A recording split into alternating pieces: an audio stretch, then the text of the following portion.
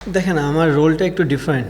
আমি যখন টেস্ট ক্রিকেটে খেলি সামটাইমস ব্যাটিং করা লাগে মুশফিকুর রহিমের সাথে, মুশফিক ভাইয়ের সাথে, মিরাজের সাথে। যখন ব্যাটসম্যান থাকে মাইন্ড সেট আপটা টোটালি আলাদা থাকে, কারণ আপনি জানেন সিঙ্গেল হয়ে গেলে সিঙ্গেল হয়ে যাবে। বাট আমাদের টেলগুলো তো খুব একটা স্ট্রং না, যাদেরকে আমি প্রতি ওভারে 4-5 বল খেলার সুযোগ করে দেবো। অবভিয়াসলি আমাদের টেল যদি আরও ভালো ব্যাটিং করে ভবিষ্যতে, তাহলে এই অপরচুনিটিগুলো থাকবে যে আমি ফার্স্ট বলে এক নিয়ে নিলেও তারা খেলতে পারবে। ডিফিকাল্ট, বাট সবচেয়ে বড় জিনিস যে এই পার্টিকুলার ইনিংসটাতে সেঞ্চুরির থেকে বড় জিনিস যে আমাদের টেলে যারাই ব্যাটিং করছে, তাইজুল ভাই, তাসকিন, শরীফুল, এই তিনজন ব্যাটসম্যানই অনেকগুলো বল খেলেছে, যেটা একটা বিগ টোটাল। দেখেন স্বাভাবিক তারা তো রান করবে না, রান তো আমাকেই করতে হবে, যে ব্যাটসম্যান হিসাবে রান করার দায়িত্বটাও আমার। বাট ওরা যখন উইকেটে থাকে লাইফটা ইজি হয়ে যায় আমার জন্য অনেকটাই। দেখেন রানের প্রেশার সবারই থাকে।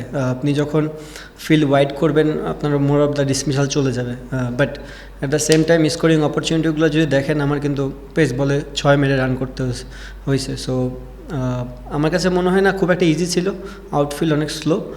আর লাকিনেসের কথা তো ক্রিকেটে তো সবসময় আপনার যে আপনি 100-এ 100 থাকবেন জিনিসটা তেমন না, বাট যা পার্টিকুলার ডে থাকবে সে একটু লাক ফেভার পেলে এটা আরও কাজে লাগায় মানুষ। দুটো জিনিস হতে পারে। আমার কাছে মনে হয় যে শ্রীলঙ্কার সাথে যে ইনিংসটা ছিল ওটা টোটালি ডিফারেন্ট, কারণ মুশফিক ভাইয়ের সাথে পার্টনারশিপ ছিল। অ্যাজ এ ব্যাটসম্যান যখন আপনি পার্টনার একটা ব্যাটসম্যান থাকবে তো মাইন্ড সেট আপটা ক্লিয়ার থাকে। রাহুল পেন্ডিতেও সেম ছিল, যে মিরাজ একটা ব্যাটসম্যান অনেকক্ষণ ইনিংস অলমোস্ট আমার 80 রানের মতন ছিল, তো 20 রান আমাকে কষ্ট করতে হয়েছে। মানে আজকেরটা টোটালি ডিফারেন্ট। আমি মনে হয় যখন 2 বা 3 রানে তখনই তাইজুল ভাই স্ট্রাইকে আসে সেঞ্চুরি। এটা মানুষ বলে করে করতে পারে না, আর আমি এটা নিয়ে খুব একটা চিন্তিতও না যে সেঞ্চুরি করা লাগবে। আমার টার্গেট ছিল যে রানটা কীভাবে বোর্ডে আসে, কারণ যে সময়টা তাইজুল ভাই আসছে আমাদের বোর্ডে রান মাত্র 110 কি সামথিং এরকম, হ্যাঁ 16। তো আমার টার্গেট ছিল যে কীভাবে টিমটা একটা 200 রান পর্যন্ত নিয়ে যাওয়া যায়। অবভিয়াসলি টার্গেটটা আমাকেই ফিল আপ করতে হবে, আমার টেল তো রান করবে না, রান আমাকেই করতে হবে। তো আমি একটা ইনফরমেশন পাঠিয়েছিলাম যে আমরা কি অ্যাটাকিংয়ে যাবো কি না, জাস্ট তো উপর থেকে বলেছে রানের জন্য, খেলার জন্য। তো আমি চেষ্টা করেছি রান করার। না না না, আমি বললাম তো আমার রোলটাই ডিফারেন্ট। দেখবেন কোনো কোনো দিন টপ অর্ডাররা উপর থেকে রান করতেছে, আমি ব্যাটিং করতেছি 60-70 ওভারের সময় নামলাম, উইকেটে বল ঘোরা শুরু হলো। তো আমার ক্রিকেটটাই এমন যে আমাকে পার্টিকুলার যে সময়টা আসবে সেই সময়টা এনজয় করে খেলার, এটাও একটা চ্যালেঞ্জ, বাট এখানেও এনজয় করার অনেক কিছু ছিল।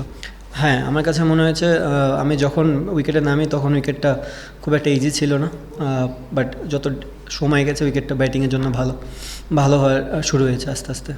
অল আউট করে দিতে পারতো কিনা এটা তো বলা খুব মুশকিল, তারাও খেলতে আসছে। বাট যে কন্ডিশন ছিল যে কোনো টিমই বোলিং নিত।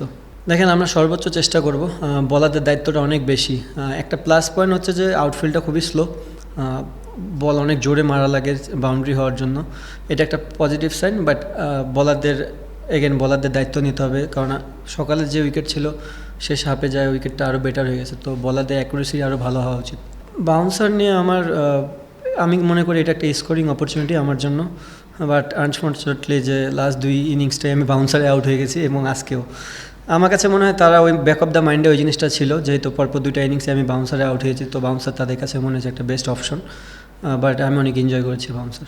না, আমার কাছে মনে হয় ওভারঅল দিন শেষে খুবই ভালো, কারণ দেখেন টসটা অনেক বড় একটা ফ্যাক্ট ছিল আজকের দিনের জন্য। উইকেটটা খুব একটা ইজি ছিল না, তারাও যে উইকেট নিয়েছে তারা কিন্তু উইকেট ভালো ভালো বল করেই নিয়েছে, আমাদের ব্যাটসম্যানরা কেউই গিভ করে দেয়নি। সো জিনিসটা হচ্ছে যে উইকেট আরও বেটার হয়েছে, আমাদের চ্যালেঞ্জটাও আরও বেটার। চেষ্টা করতে হবে যে তাদের কীভাবে রান ছাড়া বোলিং করে একটা দুটোয় মাঝখানে উইকেট বের করা যায়, কারণ খুব একটা হেল্প এখন নাই এই উইকেটে। বাট আপনি যদি স্টিল ভালো জায়গায় বল করে যান অনেক লম্বা সময়ের জন্য, হয়তোবা তারা ভুল করবে, এবং ভুল করলে ওইটা আমাদের কাজে আসবে। দেখেন এটা বলে তো বোঝানো যাবে না। হ্যাঁ, ওই সময়টা খেলতেছিলাম, আমার কাছে মনে হচ্ছিলো যে আমার 4টা করে বল খেলতে হবে, 1-2টা বল আমার ট্যালেন্টারকে দিতে হবে। জাস্ট মাথায় ওই জিনিসটাই ছিল যে যত বল আমি খেলবো। আর এগেন আমি বুঝতেছিলাম যে সামনের বলটা আমার জন্য রান করাটা কষ্টকর, তো আমিও চাচ্ছিলাম তারা ব্যাকআপ লাইনটা বল করুক, যেটা আমি স্কোরিং অপরচুনিটি করতে পারি, এবং ওরা করেছে।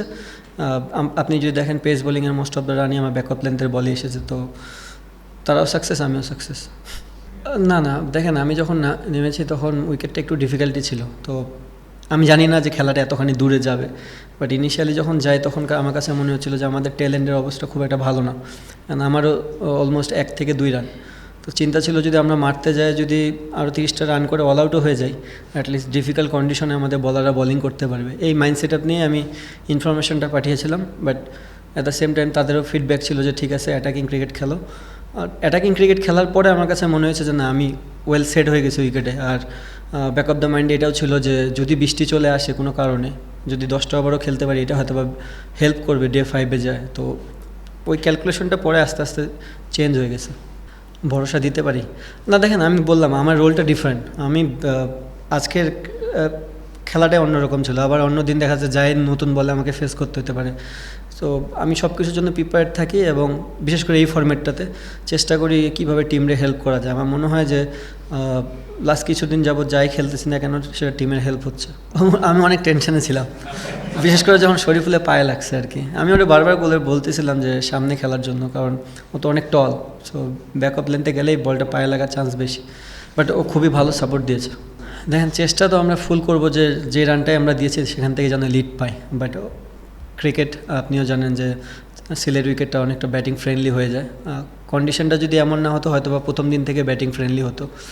বাট এখন দেখা যাক সকালবেলা যদি আবার ওয়েদারটা একটু মেঘলা থাকে, আমরা যদি আবার বোলিং করি, সো ওই 10টা ওভার ভেরি ইম্পর্টেন্ট। ওখান থেকে যদি 1-2টা উইকেট নিতে পারি তারাও ব্যাকফুটে পড়বে। তো মেন জিনিস হচ্ছে বলারদের লম্বা টাইম ধরে বল করতে হবে এবং ভালো জায়গায় বল করতে হবে, যেন এই লিডটাও যদি ওরাও পায়, বাট এটা যেন সময় নিয়ে পায়। হ্যাঁ, ওই যে আমি বললাম যে আমার ট্যালেন্টগুলো তো এত ভালো না যে আমি কনফিডেন্স সহকারে দিতে পারবো 6 বলের জন্য।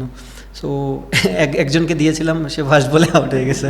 সো ওর পরে আমি আরও নিজে সতর্ক হয়ে গেছি যে খেলা আমারই লাগবে, যত কম দেওয়া যায় কি 1-2 বল।